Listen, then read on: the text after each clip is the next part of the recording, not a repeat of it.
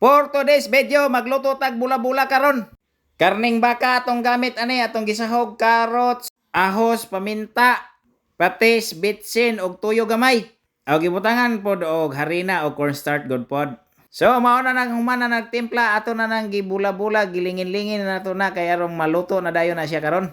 Mao gyud ni atong galuto ani kanang kinakusgan atong igsuon sa gawas ba. Aw anak daw siya sa labas.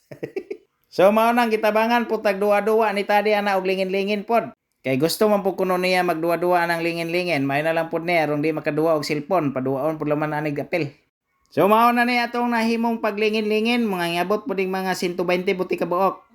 Pangsud-an lang gyud ni nato panihapon kay mao may nahuna-hunaan ani ato ang tigluto.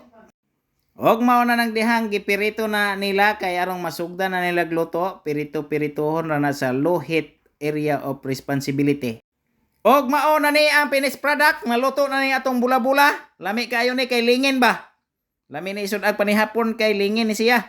Bula-bula ni. Mao ni bula-bulag buhol. Thank you.